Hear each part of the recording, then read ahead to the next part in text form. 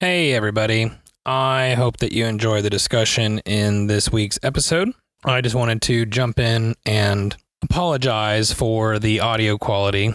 This is the last file that we have where I accidentally recorded in the wrong format because of a situation where work needed me to record something in a lower quality format, and I forgot to change it back. So that's why we had a couple episodes that didn't sound so great. As always, we appreciate your patience and grace and understanding and your continued support, and forward to getting back to higher quality in our episodes starting next week. Thanks and enjoy.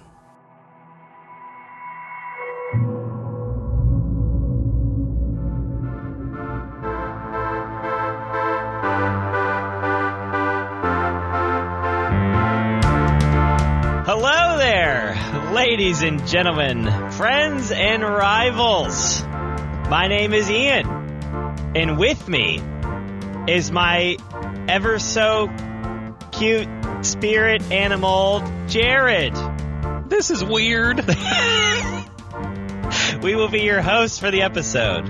We are honored and grateful to have you and have joined our table. Here at the Game Table Podcast, we look at various board, card, and other tabletop games. We'll give an overview, provide a little insight on how to play, and share some thoughts, all in an attempt to give you an idea of how well it would fit for you and your table. Today, we are at the feature table, taking a look at Everdell, designed by James A. Wilson, artwork created by Andrew Bosley, Cody Jones, and Dan May, and published by Starling Games. Good job, buddy. Everdell is a charming, strategic board game where players build a thriving woodland city populated by adorable critters. With worker placement and tableau building being the primary mechanics, players gather resources, build constructions, and attract critters, and prepare for the changing seasons. With stunning artwork, engaging combos, and deep yet accessible strategy, Everdell offers a magical blend of competition and storytelling in a lush, eccentric world. Join us at the table for a majestic discussion of Everdell. That was so pleasant. Well, it is a pleasant game after all. It made me feel like I was in Everdell. Oh, that was the goal. Yep. Well, Jared. Ian. Welcome to Everdell. Thank you. I'm so happy to be here. It's a strange place where I'm not giving the introduction. It makes me feel weird. I have a question for you. Do you? If you were to be a woodland creature, which creature would you be? And you can pick a character from this game if you really want to. I don't want to. Oh, okay. I already know what I'm going to pick. Oh, okay. I think I want to be an owl. An owl. Yeah. Yes. I think that would be fun. You get to do a lot of stuff at night. Get to do your own thing. And owls are cool. So I'm going to pick an owl. There you go. I don't know. Part of me wants to be the pigeon. The pigeon. The pigeon, because they're so loyal and trustworthy. But then the other part of me just wants to be the barge toad. Just because it's a fun name to say. The barge toad. We could be nocturnal buddies together. Oh, man. Well, on a more serious note, are you, when you do I like the woods? Is that what we're getting to? Okay, as far as nature, what is your most favorite place to be? Is it more like, it could be like a mountainous region, Sure. Trees, desert, the barren wasteland, which one? Definitely that one. A swamp. Ooh, would you rather? No, I actually really enjoy the forest. Ann and I and the girls, we go hiking a lot. Yeah. We have the goal of hiking the Appalachian Trail together as a family one day. So I love the forest and the kind of majestic beauty that comes with that. Yeah. So I would say that is definitely a very enjoyable spot for me. Gotcha. What about you? What's your terrain of choice. Terrain of choice. Not the desert. I don't like the heat. I like. All right, hold on. We'll play our Would You Rather with you. Okay. Would you rather be in a barren desert Okay, no. or a swamp, knowing that there are crocodiles and alligators? Is it hot in the swamp? 100% it is. Have you ever been to a swamp? Well, which one's hotter? The desert? Well, do you want like a dry heat or a wet blanket? I actually might take the desert in this scenario because I don't like the moist heat. No. So you're going to brave the elements instead of the creatures is what I'm hearing. No, I'll take the creatures. Never mind. I changed my mind. All right. Neither. No, that's not a choice in a Would You Rather game. The swamp. Give me the swamp, donkey. Yep. I think I would take the desert. Oh, man. I don't like either. I can't live in Florida because the idea of crocodiles and snakes are too much for me. Not great. Don't love that. No. But favorite terrain?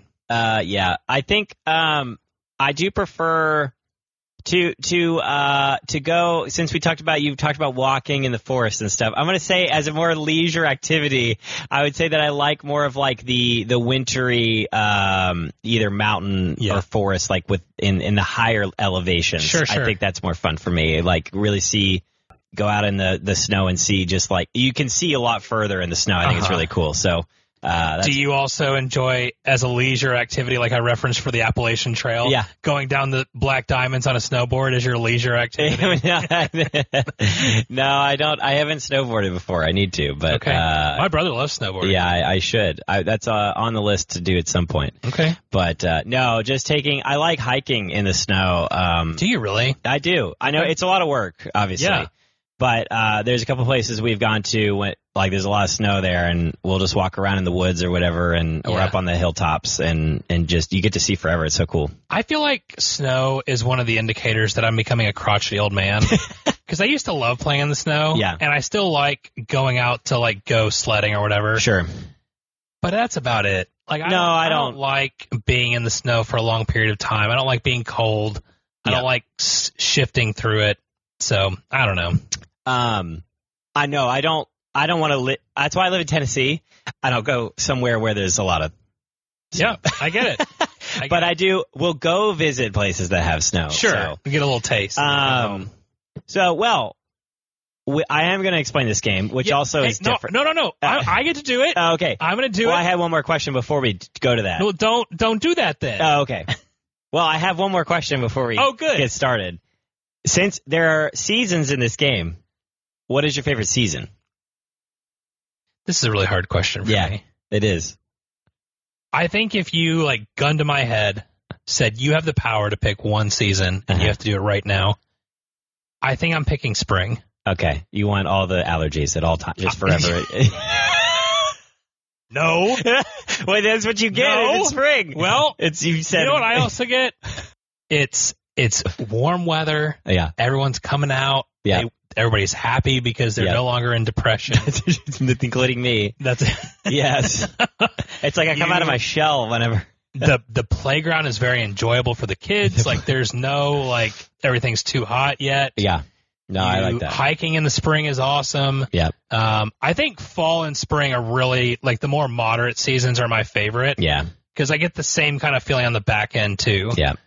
But I love boating so much. Yeah. And so giving up the summer sucks. Yeah.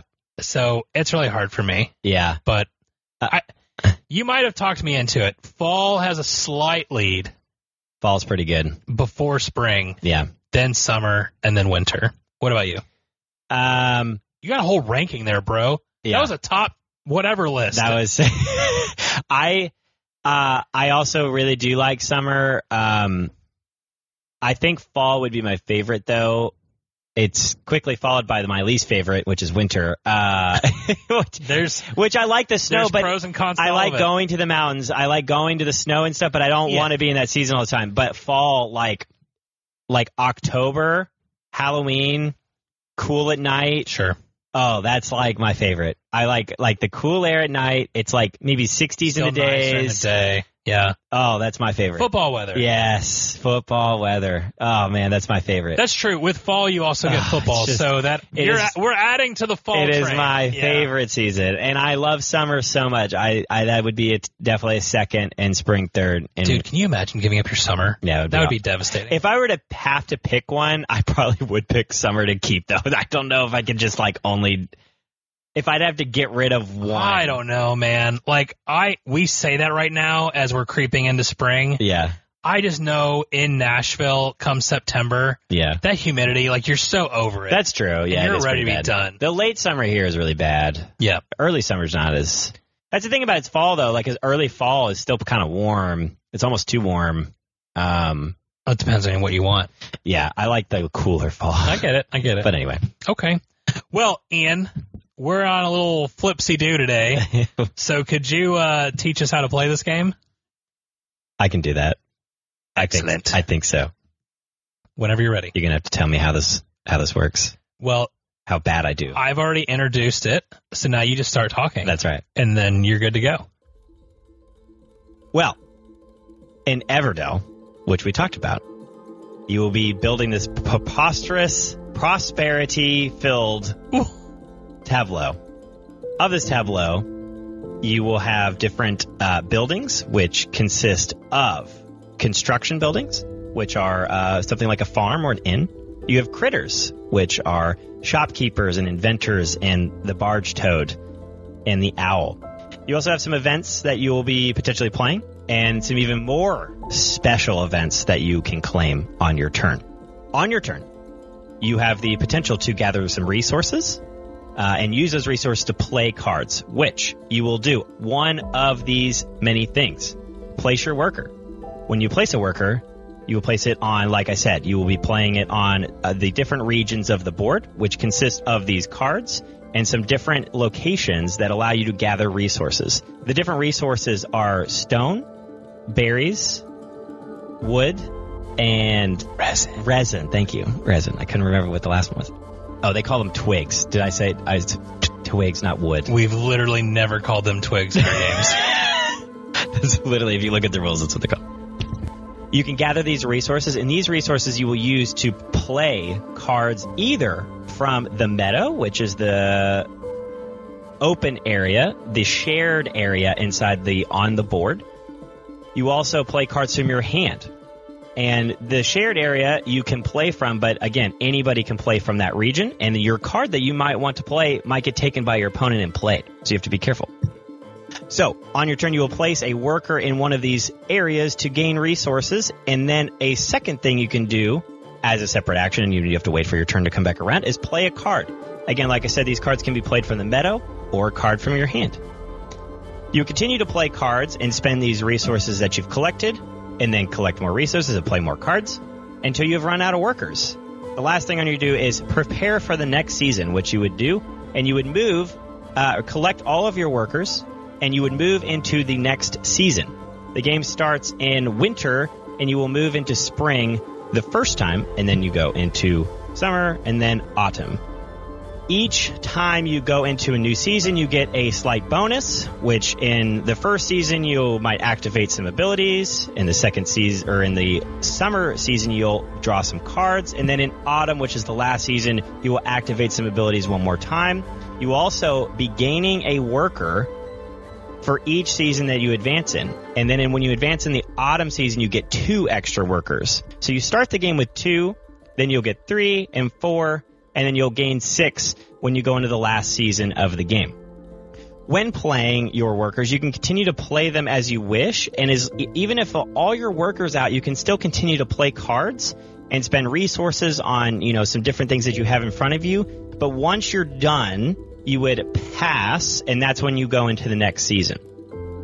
When you're in the autumn season, if you were to pass at the end of all that, then you would end your game, and you will pass, and then you wait until every other player in the game has passed. The most interesting feature of this game is that when you pass and you advance into a season, the players around the table might not be in that season. So let's say I pass on my turn and I go into, let's say, summer. The players before me, if they still have actions like playing cards and playing onto locations with their workers, they can continue to do that all in the spring season. Or if they're still in winter, they can do that. That's unlikely. But they can continue to play in prior seasons while you are advancing into the next season. Again, you will continue to play until you cannot play anymore and pass or don't want to. And you go into the next season until all players have passed in the autumn season, which again is the last season.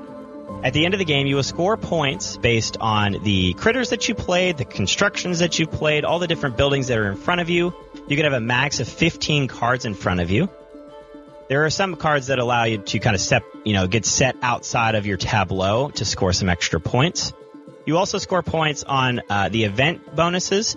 There are cards that are tiles and cards that are selected outside of the board they set up on the tree itself. And you can place a worker there to claim some extra points that allows you to score a little extra bonus for having specific cards. Once you add up all of these cards, the card bonuses, the event bonuses, and your point tokens themselves that you collected through various abilities, the player with the most points wins. Did I cover it all, Jared? Yes, I think it's time to head back to the table and discuss. We're heading back to the Everdell tree. No, please. Sorry, no, that was a spoiler. Wonderful. We're heading back to the Everdell table that was made from the Everdell tree. Oh, that's dark. Yeah. Well, that's how it sounds like you want the Ever tree is the Ever tree alive and very much part of our forest. We're using it right now. Wonderful tree. All right. Great. Oh, man. Ian, what draws you into this game? Oh, man. The Everdell tree. Everything. Everything. Wow. No, I think, did I explain it well? Did I do a good job? You did. Okay. You did a great job. I went off just the PowerPoint of the ChatGPT. PowerPoint. And then used my memory from there. Yeah, I'm definitely not putting that in. No. Anyway. So. I mean, I don't know how to play the game, so who knows? Yeah, it's true, you don't. Maybe I wasn't even explaining it right then. You wouldn't know. I wouldn't know. I was watching basketball. He was lost in Everdell. All right. Well, what draws me into this game? I think actually everything. Actually everything. Pretty much. So one, the artwork is phenomenal. I think on the cards. I don't know about the other stuff, but the cards, which they do say they're, what does it say on the back of the box? Stunningly illustrated cards. There's 120 of them. I prefer vibrantly majestic. 128. Vibrantly majestic. If I was the marketer, I'm just saying. So one, all of the creatures, the critters, the constructions, the whatever, all of the buildings, all the critters, all are so cute. They have a very cute art style, very fun and friendly and welcoming. And for one, like, my wife doesn't play a lot of games, but she like saw the cards and she's like, "Oh my god, this is like the cutest thing." And it is, because you get to like do, you got like the barge toad, and then you get the barge, and you can get the farm with the husband and the wife, which is cute. So you get to build out these little, woodland creatures that you're kind of throwing into your I don't even know what they call your tableau, but that's your little kingdom. Is your it? little It's called. village. Is it a? What is it called though? A city? Is it your city? It's your city. Okay. You have a city that you're putting all these things into. I feel like village is more appropriate. Village would be better, but there's a king and a queen though. You can't have a king and a queen of a village. You can. It's more fun. It's a little excessive. Yeah, it's a little excessive.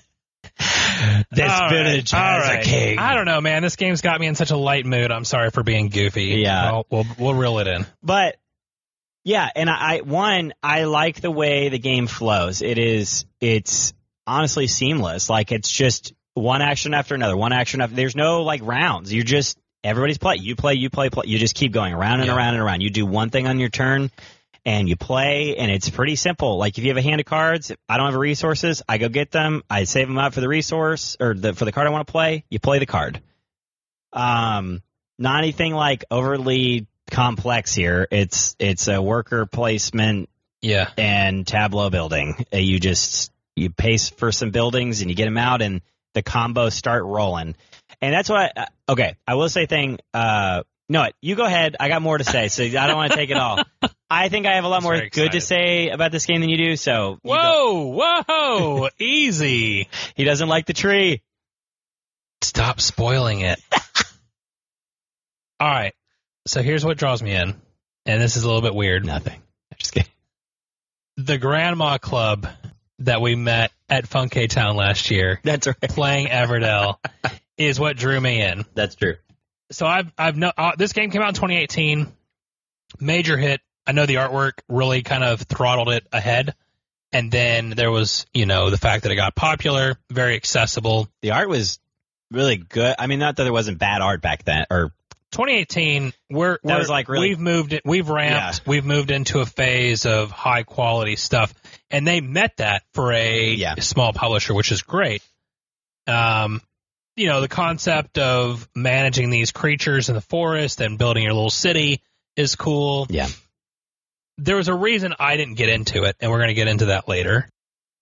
But seeing and talking to these grandmas who all love this game, they told us they play every week. It's the game that they play. Did they play every week? That's crazy. That's what they were saying. And they have the whole collector's edition thing. Big old 3-foot box. And they had 3D printed stuff to help them. Yeah, I mean, it was really cool. And I was like, okay, I got to see what this thing is all about just to get an idea. And you bought it, so it was very easy to get to the table. My wife played it first. Yeah. Yeah, my wife played it first, and she's like, I like this game. And I'm like, well, sign me up. Because I think I was actually the last in our little group to play this game because Derek and Ashley, listeners of the show, they showed Anna. Oh, really? And I was playing something else at the time, so I didn't get to play it. That's hilarious. So until you showed me, I was the only one that hadn't played it in our little group of people. I didn't know that. That's funny. So it's very rare that I'm the last one. The last one to join in the game. The Everdell Club. Or whatever club of playing board gaming. It's just not usually how it goes. But that was cool, though. I love when I'm the one that gets introduced and everyone else is already really into it. Yeah. So that was cool. That was the thing that kind of drew me in. I like the artwork. I think the whole concept is cool. Mm. I like tableau building and this combo stacking thing where you're building up your village. Yeah. And it's weird. Anna and I talk about this a lot when it comes to kingdom building games where you've got this weird combination of you're kind of doing your solitaire thing where you're doing your thing. Yep. But you're also competing against everybody at the table. Right. To see who's actually done it best. And you can walk away from those games even when you lose being like, man, this is really cool, the thing that I built. Yeah. And so I do like that aspect. And I think this game does a good job of creating, even in the base box, because there's a ton of expansions. Yeah, there is. And we're just reviewing the base box tonight. Yep. But even in the base box, I feel like there's a ton of combinations to work with when you're building out your little city. I love the fact that there's a lot of like you're saying, there's endless combinations on how you get there, and you have a hand of cards, and you're like, well, I don't really play this one right now, but this one sets up that one later, so I'm going to do that. And so there's some you have to hold on to. And you have to hold on to some things. You have to be patient. You have to build some resources. I love, and I think a lot of worker placements that I've played actually do this. I think it's awesome that they do this when they do, is that the first round you have 2 workers. Then the next one you get 3, and then 4, and then you bump up even more to 6. Or wait. Yeah. Sorry, I had to do the math in my head, but I like that ramping because it gets the beginning of the game, especially for new players, you get them moving. And I think that's a nice creative design take of how do we get people quickly into this game. And so, because that makes sense, like you just don't have a lot of options early in the game. You're like, okay, I just want to get some resource. Like you on turn 1, 2, like if I were to teach this game to a bunch of new people, I'd say get resources and play one card, because that's all you can do on turn one. You don't have anything, like there's nothing else you could do. Like you might be able to make another card if you worked the combo out right, but it's really hard. You just don't have enough options. Yeah, some of that's going to have to come down to what cards you draw and if they just really stack on each other or not. Yeah, absolutely. So get a card out, play one, and then move into the next season, and boom, like season 2, you're off. Like by spring, like you're starting to understand because you've already played a card, you got some resources. Oh, now I know. I'm drawing more cards. I'm doing this. It's starting to kick. And then especially when you go into autumn, when you get all your guys, all your workers, you understand what's happening now. And so I love that aspect of that is it's a slow ramp.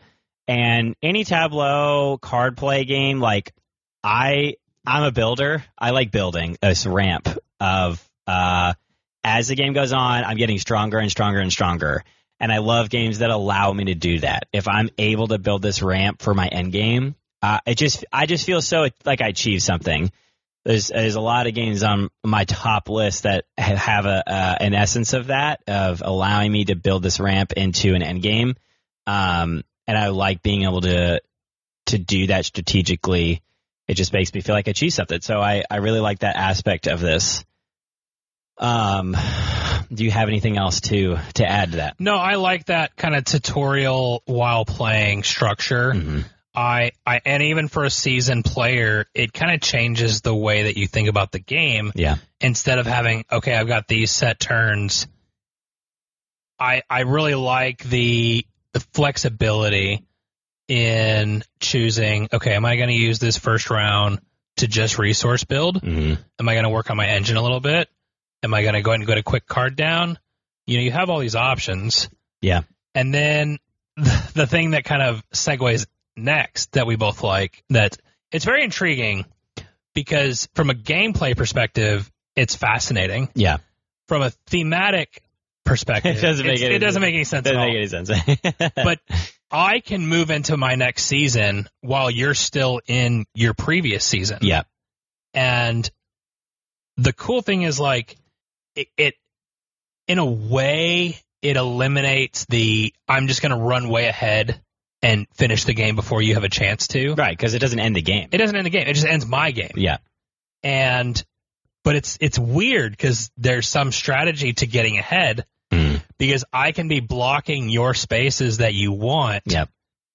And you're just sitting there like, I don't know what to do because I don't want to move to the next season yet, but I really want this space. Yeah. So there's a lot of really interesting dynamics in that. That is really, yeah, it's I think on the entry point of this game, it is pretty light. Absolutely. But I do think there's some depth there that as I've played more and more and more, I'm starting to really enjoy the combos that I'm getting, but also seeing that subtlety there. And I don't see it in game. I did not see it in game 1 or game 2. Like, I'm like, okay, you blocked me, whatever. Well, there is some subtle, like, strategies that you can apply, especially depending on what cards you're playing. If I can just get ahead in a season, how that's affecting the other players. And I think that's really neat. No, I agree. I think there is. It is a game that does a great job of balancing. You can come in and just play, or you can find some strategic depth here if you want to. Yeah. And it's really up to you. So I like that. I like that option in what is designed to be accessible to either a gamer that loves a medium weight game all the way down to Grandma's Club and everything in between. That's right. So I think there's real value in that. Yeah, I think it definitely fits. It does fit for a couple different groups, and it can bring them all together, which is really cool. Yeah. I think another thing that I like is it leads to some interesting quandaries when you're playing. It's a thick stack of cards. Yeah. And I think there's only like 2 or 3 of each copy of a card. Of the commons, there's more. Okay. I think there's like 4 or 5. Okay. But yeah, there's The uniques. the uniques. There's not as many. And then the really unique, like the kings and queens and like stuff like that. There's just not as many. Yeah, but it's a thick stack of cards. So you're going to have games. I mean, you're going to start to recognize certain commons, especially.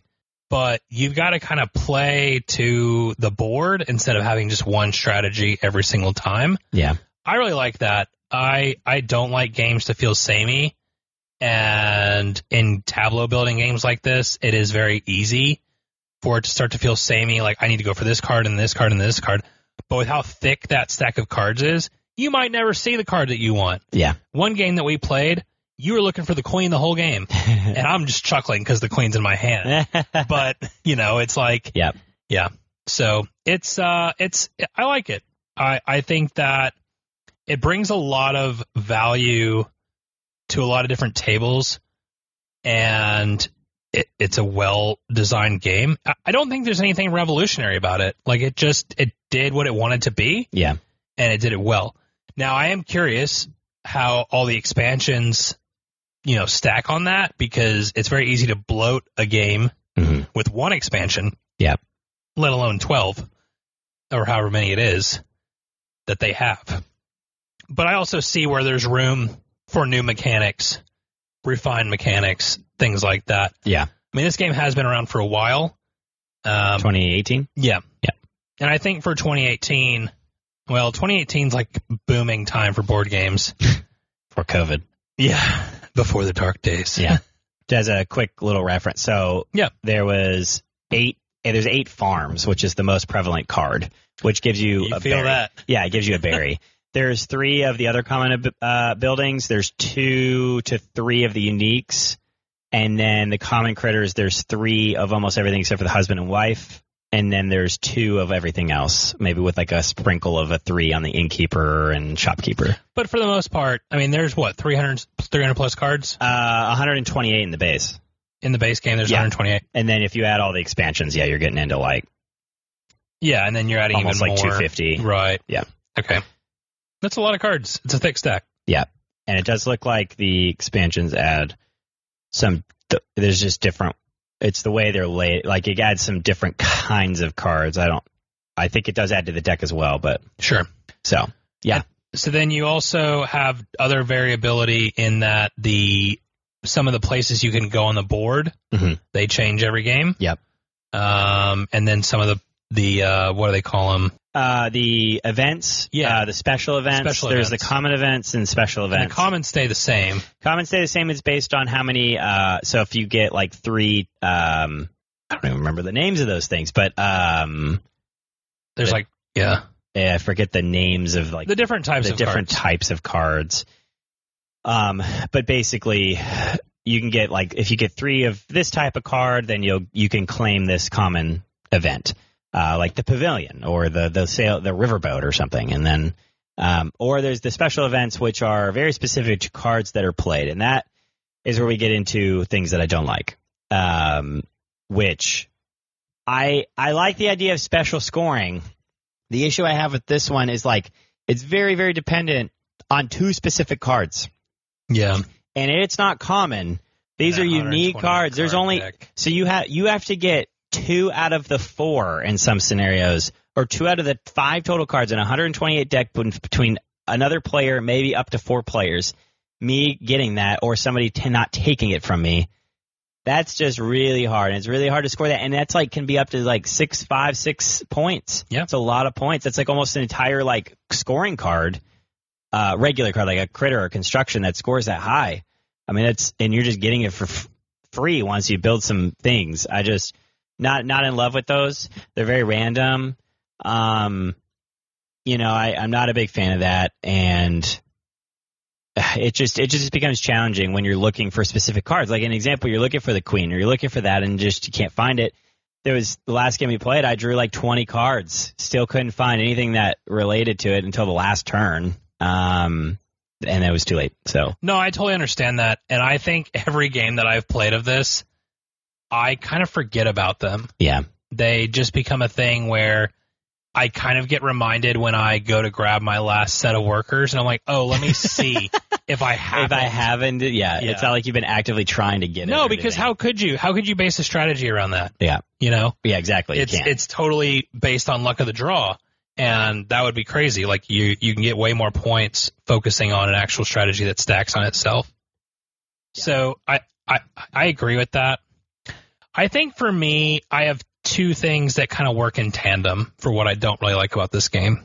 And I did not expect that I would have such a beef about a price tag for a game, but it really frustrates me.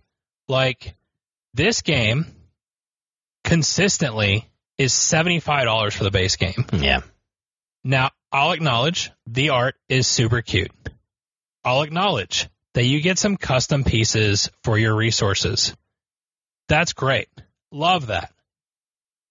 But when you're... And the other thing that I'll say, and I don't like this, I know that what I'm going to say is heresy for Everdell lovers. The tree is stupid. Oh my God. I am so against the tree. The tree gets in the way. The tree has to be built every time. The tree, like, I don't understand why the tree is there. But honestly, the tree should have almost no impact on the cost because it's like 1 or 2 sheets of cardboard. It's a piece of cardboard. Yeah. That's it. So I don't understand why this game is $75. And I think for me, the part that I have beef with it about, the part that makes me have beef with it is that you're wanting this to be an accessible game for all people. What random person, until you've like majorly made it popular, is going to be like, oh yeah, I'm going to drop $75 in this game that I know nothing about? Yeah. Come on. It's bad. I mean, I really, like, you and I were talking about it before the podcast. Explain to me what in this box justifies a $75 price tag. That's nuts. I would be disappointed if I had bought that game at MSRP. And yeah, which I haven't. So I know they're selling a lot of copies, and great for them. Like, I hold no ill will against the company. I applaud the designer's success because I know this is his main game. Like, awesome. Love that. But how many people have been turned away because they said, I'm not going to pay $75 for a board game? Yeah, I mean, even on, if you find it after, used, you're looking at $40 to $50. And if that was MSRP, I'd be cool with that. But yeah, that goes to show, like, even now, I think I got my copy for pretty cheap because I bought it with a bunch of other games. So, and you bought it secondhand. And I bought it secondhand. And so it's tough. I'll say one more thing. I'm sorry, I didn't mean to cut it. No, go ahead. The $75 is why I've never played this game before you bought it. No, absolutely. Like, I heard about it, and I'm like, all right, that's cool, but I'm not going to pay $75 I agreed. I try not to drop 75 on a lot of games. Even, like, it's hard to get it even, like, less than that. Like, it really is. Yeah. Like, new. Right. It's so hard to get it less than that. Yeah, there's not a lot of third-party sellers. Yeah, even, like, MSRP, but, like, there's just nobody selling it for, like, less than that. Like, and I mean, even on this website here, 66. I mean, that's the lowest that I see is 66. So, but if you buy it, like, it's at Target. I see it at Target all the time, 75. And maybe you get it on a Target sale. Yeah. Or something like that. If you find it on a Target sale, then it's worth a shot. I ain't gonna lie. But, yeah, I mean, we did kind of briefly talk about the design or the game company. Do they make anything else? Is this it? The designer? No, the company, Starling. Does Starling make any other games? I haven't looked at Starling. I know the designer. Everdell. They make a couple other King's Forge, Black Orchestra. King's Forge is really good. I like King's Forge. And then a War of Whispers. Those are the main ones. Yeah. James A. Wilson did Flourish with his wife as a second design, but everything else has been Everdell on his list. Yeah. Lots of Everdell expansions. Yep. I mean, I get it. It's a cash cow that has done really well. Yeah. And who am I to critique you when you're making as many sales as you are? But I just think, as someone who's interested in growing the hobby, I think you could have had just as much success at a different price point, and more people would be in the game. I was sitting here comparing it to other games, and I know it's not really like fair, but I'm like, this game has like more in it. It has more cards. You're saying other games, more too. wooden pieces, more heavy, like way better quality card. The cardboard in that is not good. That's not quality cardboard. It's like it's generic. Like, I'd say the cards are quality. The cards are. The cardboard No, I know. is not and I mean, anything to blow me away. I have other games that have just as good way better cardboard. The unique pieces are cool. I'm not going to like be whatever about that. But if you could just make them wooden or make them something else, like, would it lower the price point? That's what it. So, okay, hold on. I asked this question to Jared. I'm going to ask the listeners. If somebody can give me a breakdown of why this game costs so much, I want to know. What makes it so expensive? Is it like tell me how many cents it costs the company per berry? Like, I need to know because there's no way in my mind that it costs that much more to use these little stones. Like, I know it's more. I'm not going to say that it's not more, but like that much more. And there's only 120 cards. Like, I've bought a game full of like 300 cards and it was less than that. So I'm not tracking because the cardboard and the cardboard cutouts are nothing. Those are so cheap. So I want to know where the cost is, and I'm having trouble understanding because I've bought multiple games recently that their MSRP is $60 and it comes with like 3 times the amount of things in it. So somebody please explain it to me. I'm a baby. Explain it to me like I'm a baby. A baby bird. Wow. So, anyways, enough on that. Yeah. I think for the rest of it, I think the game is, I don't have any real, I don't know, like, I'm with you. I keep looking at what are they, the rewards? I keep forgetting the name of them. Yeah, the special events. The special events, sorry. Unless you have, like, the right setup, they just don't blow me away. No. And I feel like for something that has a race to get this first feel, they're undervalued. And that's a bit of a bummer to me. And maybe they fix that with expansions, whatever. But when you're looking at just the base game by itself, I think it needs a little bit more. Yeah. So that's some of my thoughts. Yeah. And I will say on that regard, like, those are pretty minor critiques for me. Like, I guess I sound passionate about them because I am. I just don't understand why it costs so much. I don't either. But overall, like, I still, I think that the pieces are great. So I'm not complaining about the pieces. I'm just complaining on how much it is. Because I like the berries. I like the stone. I like the resin and the twigs or wood. Like, they're all great. But it's not like there's 100 of them each. There's less than 30 per item. So it's not like it's that many, and you don't need that many. Sure. You don't need 30. Like, half of the time I never need 30. That's so much. So. I guess in a larger player count, which, speaking of player count, do you have a preferred player count for this? So my wife really likes it, and I do really like it at 2. I think I like 2 the best. But I do also like 3. I don't know if I like it at 4. And it's fine. But 2 to 3. I like how fast it is at 2. It's a little bit faster at 2. It's a pretty fast game though, so it's not like that much, but it really clips at 2. You're like, you play, all right, I go, boom, boom, boom, boom, boom, boom, you're done. Where 3 is like, okay, I have a minute between turns, so I can see like if the board changes. And the reason why I like the higher player count though is the cards in the meadow change out a lot. So I know you're going to mention something about that. So exactly. So I do like that. I actually don't think I like it at 2 as much because of the meadow can get really stale when both players are kind of whatever about the cards that are in front of them. And I don't like that. I do wish, and this is kind of getting back to critiques for a second, and again, who knows? Maybe they fix it with an expansion. But I wish that same cards, when you get more commons out or whatever that are in the meadow together, that they would stack on top of each other instead of taking up multiple slots, just to get more variety in the meadow. And maybe that's just me being picky, but especially at 2 players, like that meadow gets super stale. I really think I like it at 3 best. I think I enjoy it at 4 as well, because like you said, you cycle through a lot of cards. 3 has that nice balance of feeling really tight, but also everything clips really fast. Because at 4, the board kind of opens back up again a little bit because there's multiple spaces on those extra cards that get dealt out for the special actions. Whereas at 3, you don't have that extra slot, so everything feels super tight. So I think 3 is my favorite, but I do like it at 4 as well. Mm-hmm. And I don't know. I don't think I recommended it too. That's funny because I do. No, that's totally. That's just a difference of opinion. That's funny. So with that, grading and final thoughts. So I think this game is solid. I don't think it's perfect.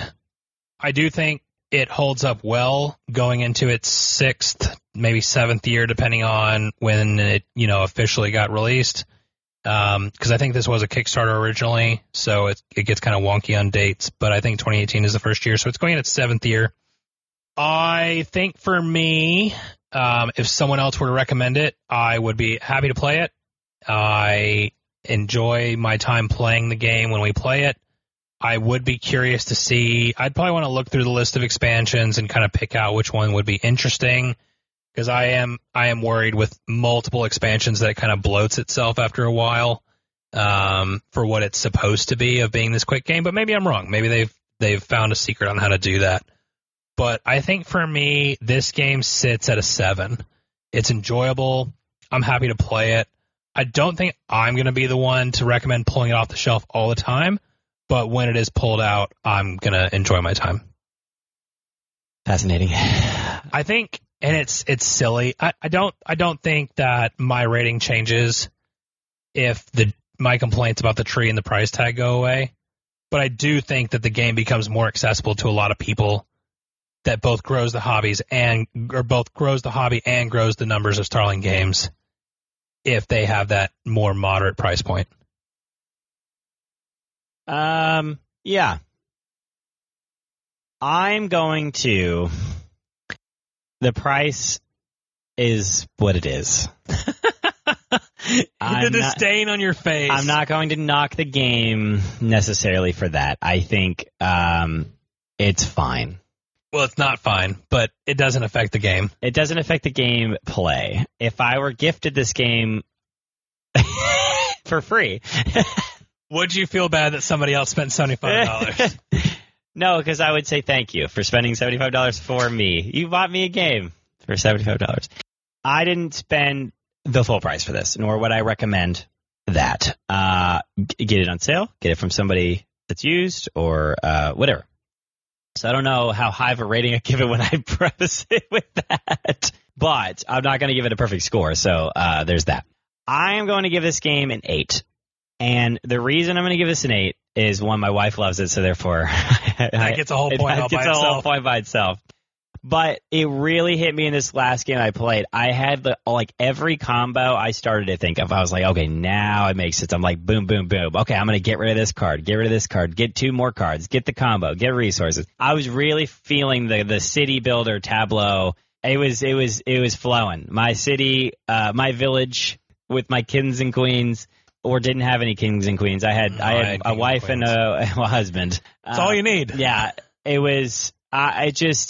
Maybe it's because I was fresh off that and I feel good about it, but I have felt good after I played the game. I do really enjoy it. It's not a game I want to play every time, like all the time, but my wife likes it. She likes all the cute characters. The cards are so cute, and there is some kind of creepy stuff on some of them, but I think it's cool. I like it. I don't hate it. Like the Gravedigger. The Undertaker. I think it's cool. I just think it's a good, if you look at the box front, it's got the badger and is it a mouse or something? Yeah, it's like a little mouse. That's a raccoon. No.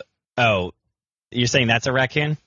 I'm pretty sure that's... Looks like a badger. It might be a badger. Anyway, it's just cute. And mice and a squirrel. It's cute. It's like we started this episode, a very just pleasant afternoon. Oh, so pleasant.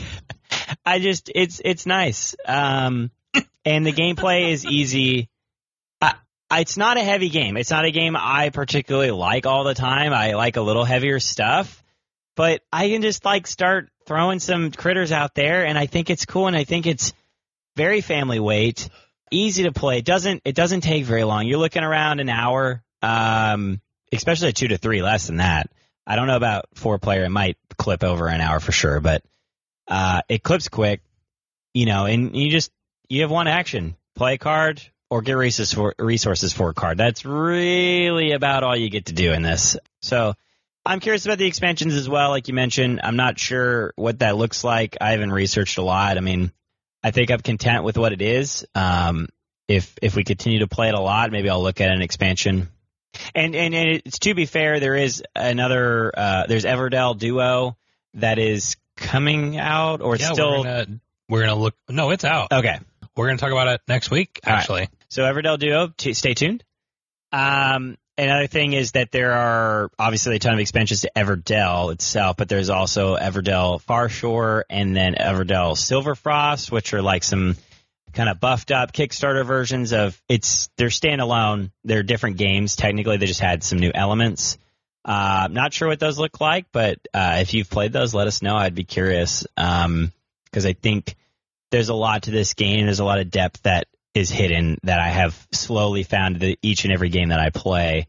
And again, it's not super heavy. It's like, it's just going to be some card combos that you just are familiar with. So I think that's really cool. And I just like really good art. That's something that art and combos totally good with. So I feel confident in giving it an 8 for that. And the main reason is it's just so good with the family. It's a family style game. I think it's fantastic. The price point's not a family style. No. But I think the game itself, if I know somebody that's like, hey, I'm looking for a game and, what to play, if I'm going to tell them, like, buy it off the market somewhere or buy it on sale if you can find it. But this game, I mean, I would put this up there with Wingspan Level for me personally as my recommendations for Family Light game that I know a lot of my friends could get into.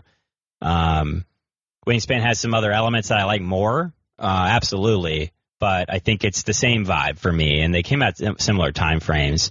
I honestly think this game might be a little, as far as ease of entry, might be a little bit easier than Wingspan. I would say so. Because the combos they're presented to you in some way, maybe not in this game. It just might happen to you or it might not. Where in Wingspan, you have a lot more decision making. Like, what birds do I want to play and how do I want to build this? There's a lot more decisions there. So yeah, this game does a little bit better job of just handing you stuff to start. Yeah, and being like, this is what you start with. Wingspan doesn't do that, and so that's a positive in this regard. And so I feel confident giving that 8 to it. I think it's a really good game. Okay, well, are you walking us out? Oh, I mean, I can. Well, thank you so much for listening to this episode of the Game Table Podcast. If you have any feedback or want to give us your thoughts on the game, we would love to hear from you. Links are in our socials, and they're in your description. That doesn't make any sense. I want to try that again. Links to our socials are in the description. If you don't like socials, I understand. Check out our website, thegametablepodcast.com, or shoot us an email at thegametablepodcast@gmail.com, or find us on BGG. All of these links are in the description. 5-star reviews, subscribing in your podcast player of choice, or following us on socials and joining the conversation on Discord. These heroic actions are immensely helpful in growing our podcast tree. Special thanks to Angie Santiago for the cover art and Anna Snyder who made the music. Sorry, you have something else here. I will retry that again. To Anna Snyder who made the intro and outro music. How do you say her name? His name's Alexi. Oh, Alexi Chislin. Try that again. It's not Chisel, it's Chislin. And to Alexi. You threw me off with the. I've said it every week for months. I tune out. I watch the basketball game when you're doing this. And now look at you. A mess. Alexi Chislin. There you go. And to Alexi Chislin, to the How to Play background music. For the How to Play background. Say for the How to Play background. for the How to Play. You're almost there. For the How to Play background music. Join us next week as we review Everdell Duo. In the meantime, may your dice rolls and card draws be blessed, and your experiences at the table be ones to remember forever. Happy Everdell. I don't know how you follow up Happy Everdell in Willy Wonka or Johnny Depp's Willy Wonka voice, so I think we're done here.